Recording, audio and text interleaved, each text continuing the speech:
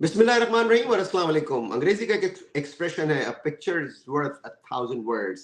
यानी एक तस्वीर बहुत सी बातें कह देती है बहुत मुख्तसर से वक्त में। जी हाँ, हम आपको एक तस्वीर दिखाएंगे और फिर बताएंगे कि हमने ये बात क्यों कही है, क्यों एक तस्वीर आपको बहुत सारी कहानियां सुनाएगी। लेकिन उससे पहले पाकिस्तान के मुतालिक यहाँ वाशिंगटन से एक ब्रेकिंग न्यूज आपको दे दें।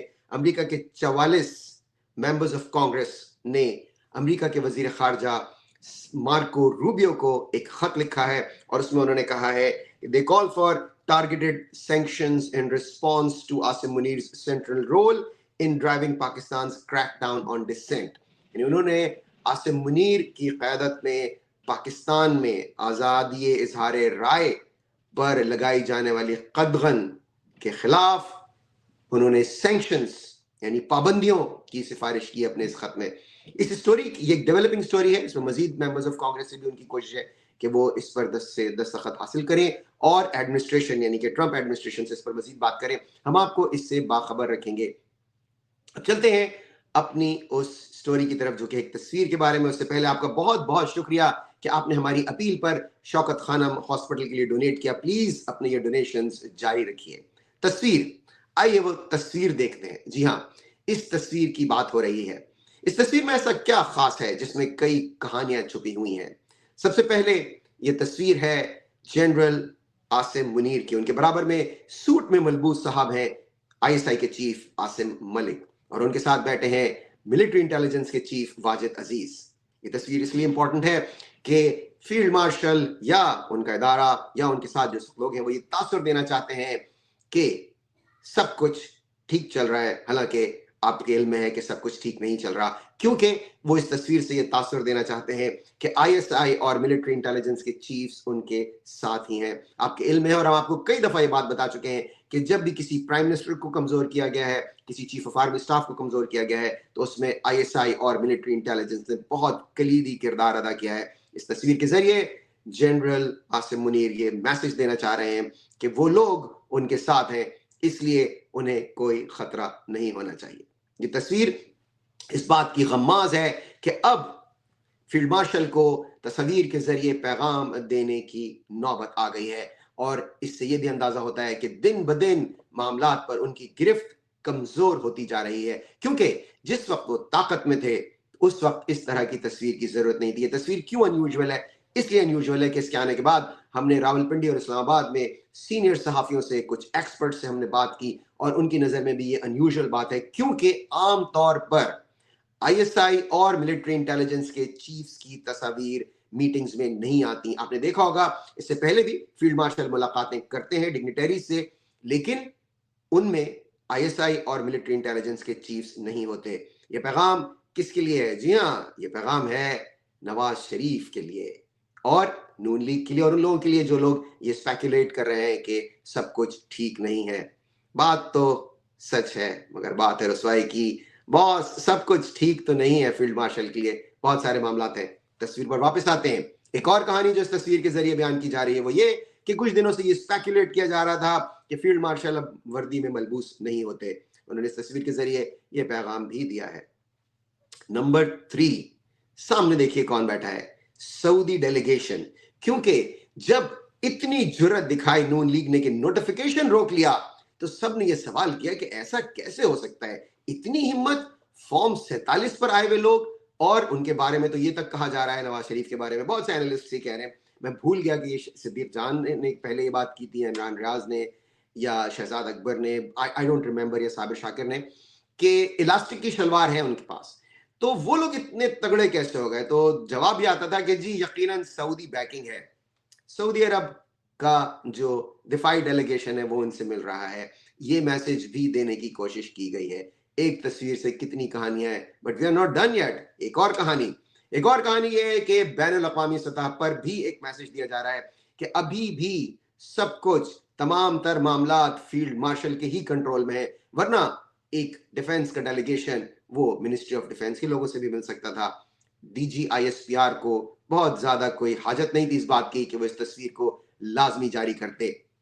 मामलात बहुत तेजी से इनके हाथ से निकल रहे हैं और इसलिए इनको इस तरह की चीजों पर इन्हिसार करना पड़ रहा है, क्योंकि नवाज शरीफ एंड कंपनी की जानिब से अब तकरीबन यलगार कर दी गई है। जी हाँ, और जनरल आसिम मुनीर इस वक्त बहुत कमजोर पोजीशन में है। देखिए, एक बहुत अजीब बात है, कुदरत का अपना निजाम है। पाकिस्तान का चीफ ऑफ आर्मी स्टाफ इंतहाई मजबूत होता है, इंतहाई मजबूत होता है, ता वक्ते के उसकी एक्सटेंशन का वक्त आ जाए या उसकी मुद्दत मुलाजमत खत्म होने पर आए। और नवाज शरीफ वो आदमी है जिनसे ज्यादा पाकिस्तान तो क्या पूरी दुनिया में किसी को तजुर्बा नहीं होगा कि चीफ ऑफ आर्मी स्टाफ से कैसे डील किया जाता है। और नवाज शरीफ के इल्म में ये बात भी है कि कैसे किस वक्त चोट लगानी है। नवाज शरीफ उस बेइज्जती को हरगिज नहीं भूले जो उनकी फॉर्म 47 पर उनको जिता कर की गई थी। वो बनने आए थे प्राइम मिनिस्टर, उनसे पहले कबूतर उड़वाए गए, लेकिन असल में उनके हाथों के तोते उड़ गए। उन्होंने बहुत आहिस्ता आहिस्ता अपना इंतकाम लेना शुरू किया। अब सूरत हाल ये है कि ये बात अबसार आलम बता चुके हैं, जाहिर है ये बात हम नहीं कह रहे। और अबसार आलम को बाकायदा नवाज शरीफ की जानिब से भेजा गया ये कहने के लिए, ये वीलॉग करने के लिए कि आप जाकर बताइए कि सियासतदान इस बात से खुश नहीं है कि आप सारे ओहदे अपने पास रखें। और आखिर में अबसार आलम ने क्या कहा, वो भी खुश नहीं है। वो कौन है? जी हाँ, वो है फौज के अपने लोग। और ये ही सबसे ज्यादा खतरनाक बात है कि अगर फौज यानी उनके अपने इदारे में इस बात पर अदम इत्मीनान हो जाए कि उनके लोग भी अब नहीं चाहते कि फील्ड मार्शल के पास तमाम तर इख्तियारात हों, तमाम तर ओहदे हों, तो ये बहुत ज्यादा खतरनाक बात है। देखिए, अगर नोटिफिकेशन जारी भी हो गया तो भी जनरल आसिम मुनीर के लिए अब उस तमतराब से, उस ताकत से रहना, अपने ओहदे पर, उस मर्तबे पर रहना बहुत ज्यादा दुश्वार हो जाएगा उनके लिए। अब हर लम्हा एक चैलेंज बन जाएगा। उनकी पोजीशन हर गुजरने वाले दिन के साथ कमजोर होती रहेगी। ज़िया उल हक ने जुनेजो को घर भेज दिया था, मुशर्रफ ने भी इमरजेंसी लगा दी थी, लेकिन इस तरह के इकदामात डेस्परेशन को जाहिर करते हैं। अब अगर फील्ड मार्शल का नोटिफिकेशन आ भी गया तो ये उस डेस्परेशन को जाहिर करेगा कि जो कि उनके साथ होने वाले रवैये और सलूक जो नून लीग ने उनके साथ किया। और आप इसमें एक दिलचस्प बात देखिए, पीपल्स पार्टी बिल्कुल खामोश है। पीपल्स पार्टी जिसे कहते हैं ना कि इस वक्त जो फील्ड मार्शल और नवाज शरीफ के दरमियान लड़ाई हो रही है, पीपल्स पार्टी उसमें लड़ाई के साथ है। आपको याद होगा आसिफ जरदारी ने एक बड़ी मशहूर जमानत तकरीर की थी, ईंट से ईंट बजा देने वाली। उस वक्त कुछ ट्रांसफर्स और पोस्टिंग्स के मामले पर उन्हें फौज से शदीद शिकायत थी। उस वक्त चीफ ऑफ आर्मी स्टाफ थे राहील शरीफ। जरदारी, जिनके बारे में खुद अपने खुद साख्ता बहादुर बनते हैं, ये उस तकरीर करने के बाद फौज इनसे शदीद नाराज हो गई थी। उस दिन, उससे अगले दिन या उसी दिन इनका डिनर तय था नवाज शरीफ के साथ, जो कि उस वक्त प्राइम मिनिस्टर थे। लेकिन नवाज शरीफ ने इनका वो डिनर कैंसिल कर दिया और आसिफ जरदारी दुम दबाकर भाग गए दुबई। और उस वक्त तक दुबई में छुपे रहे जब तक जनरल राहील शरीफ अपने ओहदे पर बरकरार रहे। जिस दिन वो रिटायर हुए, जनरल बाजवा बने, तब ये वापस आए। तो जाहिर है ना, जरदारी ये बात नहीं भूले कि जब उन्होंने फौज को चैलेंज किया था तो नून लीग ने उनका साथ नहीं दिया था। अब जरदारी बिल्कुल चुप करके बैठे हुए हैं, पीपल्स पार्टी बिल्कुल चुप करके बैठी हुई है, वो कोई इस सिलसिले में ओनरशिप नहीं ले रही। एक और बहुत बड़ा सबूत कि नून लीग और पीपल्स पार्टी दोनों इस वक्त किसी मूड में नहीं है फौज की साइड लेने के लिए, और उन्हें वाज़ेह तौर पर नजर आ रहा है कि फील्ड मार्शल बहुत ज्यादा कमजोर हो चुके हैं। सोहेल सॉरी, उस आदमी का क्या नाम है, मकरू इंसान फैसल वावडा, उस ठुस पटाखे को दोबारा से लॉन्च करने की कोशिश की गई। उसने इंतहाई गलीज रकीक किस्म के हमले किए और उसने कहा ऐसी की तैसी कर देंगे और ये इस तरह की कुछ बातें। राना सनाउल्लाह से पूछा गया कि क्या सुहेल, ये जो है शख्स, दोबारा देखिए मेरे मुंह से, फैसल वावडा, आप इसने जो बातें की हैं कि हम अब मिलने नहीं देंगे पीटीआई को के लोगों को इमरान खान से, राना सनाउल्लाह ने उसे डिसोन कर दिया।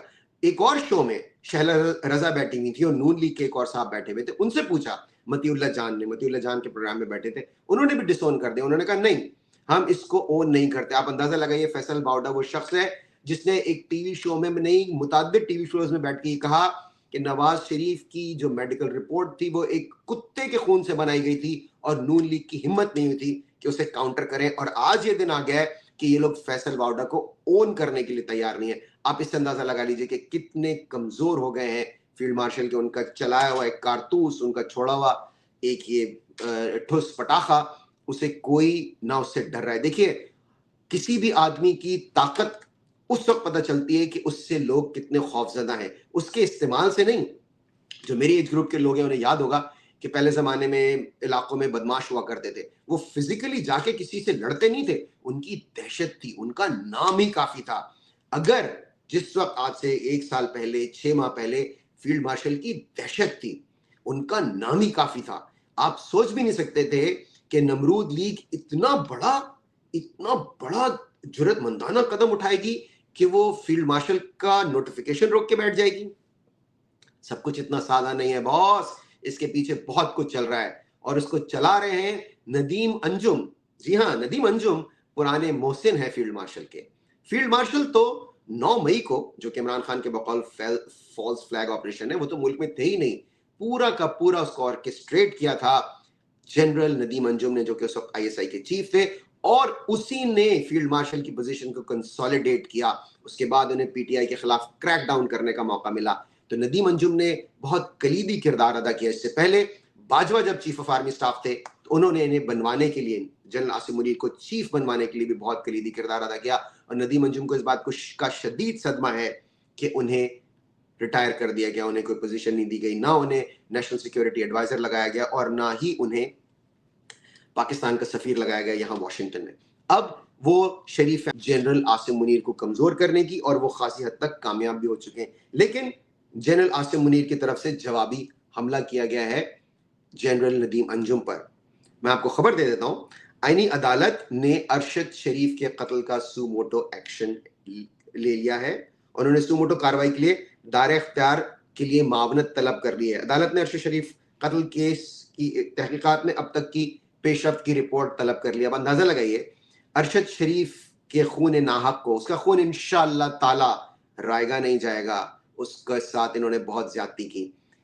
3 साल हो गए, अभी उसकी तीसरी बरसी थी। इन्हें अब ख्याल आ रहा है इस गैर आईनी अदालत को, इसके पीछे कुछ है, और वो ये है कि जनरल नदीम अंजुम उस वक्त आईएसआई के चीफ थे, और हमारे जराए से हमें ये पता चला है कि यूएई की अथॉरिटीज को बराह रास्त इन्होंने अप्रोच करके अरशद शरीफ को दुबई के उस होटल से निकलवा कर दुबई बदर किया, जिसके बायस उस बेचारे को केन्या जाना पड़ा, और वहां पर एक इतना बड़ा सान्या हुआ। अरशद शरीफ जैसा जवां साल, इतना brilliant journalist, he was murdered so brutally. कितनी अफसोसनाक बात है। एनीवे, तो ये जनरल नदीम अंजुम के गिर्द फंदा तैयार किया जा रहा है, क्योंकि जनरल नदीम अंजुम का एक कलीदी किरदार था अरशद शरीफ के कत्ल में। और आपको याद होगा कि इनको उनकी फैमिली की तरफ से नामजद भी किया गया था, इनके खिलाफ भी बात की गई थी। अब जस्टिस आमिर फारूक, जो कि आपको पता है किसके आदमी है, इंतहाई बेजमीर है, जज के नाम पे धब्बा है, वो ये कह रहे हैं कि बताया जाए कि तहकीकात और कत्ल के जिम्मेदारान को कानूनी तौर पर कटहरे में लाने के लिए क्या हो सकता है। क्या हो सकता है जनाब? जाती उम्रा जाइए, नदीम अंजुम को उठाइए और ले आइए, और अगर ज्यादा शौक है तो जनरल बाजवा को भी ले आइए। यही दोनों है उसके कातिल अरशद शरीफ के। जी हाँ, अब ये जवाबी वार है नमरूद लीग पर फील्ड मार्शल की जानिब से। तो मामलात बहुत ज्यादा गंभीर हो गए हैं दोनों तरफ से। अब एक दूसरे के खिलाफ ये किए जा रहे हैं कार्रवाइयां, और जाहिर है कि इसमें अगेन मैंने कहा कि इसमें कोई शुबा नहीं है कि वो तो हो जाएगा, नोटिफिकेशन तो हो जाएगा, लेकिन फील्ड मार्शल की पोजीशन जितनी कमजोर हो चुकी है, वहां से अब उन्हें उभरने में बहुत ज्यादा वक्त लगेगा। अच्छा जी, अब अगेन वही सवाल आता है कि नवाज शरीफ ये सब किस बलबूते पे कर रहे हैं। नवाज शरीफ को अंदर से क्या कोई एश्योरेंस है? क्या अंदर उनके कोई लोग हैं? देखिए, एक बात मत भूलिएगा, पाकिस्तान तो क्या दुनिया की तारीख में कोई भी शख्स इतने तवील अरसे से रूलिंग क्लास का हिस्सा नहीं रहा जितना नवाज शरीफ है। अर्ली 1980s, जो ब्रिटिश फैमिली भी है, वो भी प्रिंस चार्ल्स जाहिर है बच्चे ही थे ना, उनका कोई ताल्लुक नहीं था, और वहां पर तो अलामती तौर पर है। दुनिया के जो जितने भी आप डिक्टेटर्स देख लीजिए, वो नॉर्थ कोरिया में सबसे पुरानी चल रही है लेगेसी, इस वक्त वो बच्चा पैदा भी नहीं हुआ होगा, उस वक्त से नवाज शरीफ है। पेनिट्रेशन इतनी ज्यादा है इनकी ब्यूरोक्रेसी में और मिलिट्री में कि ये सबको जानते हैं। हमारे सोर्सेज ये कह रहे हैं कि ये जो जनरल नोमान जिक्रिया हैं, जो सब सीनियर मोस्ट हैं, उन पर इनकी नजर है, और मरियम नवाज और नवाज शरीफ दोनों ने इस बात का मुतालबा किया है कि उन्हें vice chief of army staff बनाया जाए या फिर अगर फील्ड मार्शल दोनों में से कोई एक ओहदा रखते हैं तो उन्हें चीफ ऑफ आर्मी स्टाफ बनाया जाए। नवाज शरीफ की चॉइस वो है और जाहिर है फील्ड मार्शल को ये बात हरगिज पसंद नहीं है। और जैसा कि कल के शो में मैंने आपको बताया था कि नवाज शरीफ आईएसआई का चीफ भी अपना लगाना चाहते हैं, वो जनरल नदीम अंजुम को नेशनल सिक्योरिटी एडवाइजर भी लगाना चाहते हैं। और जाहिर है कि आपको पता है कि अब कमांड एंड कंट्रोल के लिए एक अलग पोजीशन होगी, पाकिस्तान के जो रॉकेट प्रोग्राम है उसके लिए अलग होगी। तो एक और बात यह है कि जो जाहिर है ये मेरी खबर नहीं है लेकिन मैंने और जगह लोगों से सुना है कि even with in the forces यानी नेवी में भी और एयरफोर्स में भी इस बात को बहुत ज्यादा पसंद नहीं किया जा रहा कि हमेशा के लिए जो चीफ ऑफ डिफेंस फोर्सेस होंगे वो बर्री फौज से आएंगे। इस बात पर भी बहुत ज्यादा तशवीश है और जाहिर है कि नवाज शरीफ इस चीज को बहुत ज्यादा ड्राइव कर रहे हैं, लेकिन अब तो आइन में तरमीम हो चुकी है। Again whether the notification is issued or not in the next 24 or 48 hours, General Asim Munir's position is entirely weak right now। वो बहुत ज़्यादा वीक हो चुके हैं। उनके पास अब अगर ओहदा उन्हें ये नोटिफिकेशन उनका आ भी जाएगा तब भी उनकी पोजीशन उन्हें अपनी उस पोजीशन पर वापस जाने में जो जिस ताकत से तमतराब से वो आज से चंद माह कबल थे उनके लिए अब मुमकिन नहीं होगा। और इसके कई हमने आपको बता दिए पहलू कि किस वजह से वो इतने ज्यादा वीक हुए। वरना देखिए नमरूद लीग कभी ये हिम्मत करती ही नहीं, अगर उन्हें इस बात का अंदाजा नहीं होता कि उनके पास कुछ कार्ड्स हैं तो वो लोग कभी भी इतनी जुर्रत ना करते कि वो जनरल आसिम मुनीर को इस तरह से टेक ऑन करते। सूरत हाल बहुत दिलचस्प है। प्लीज आप हमारा चैनल देखते रहिएगा और हमें सब्सक्राइब जरूर कर लीजिए। हमें आपकी सब्सक्रिप्शंस की बहुत ज्यादा जरूरत है ताकि हम इसी तरह की खबरें आपके लिए लेकर आते रहें। कल के शो में इंशाल्लाह ताला आपसे फिर मुलाकात होगी। अपना ख्याल रखिएगा, खुश रहिए और बाखबर भी। अल्लाह हाफिज।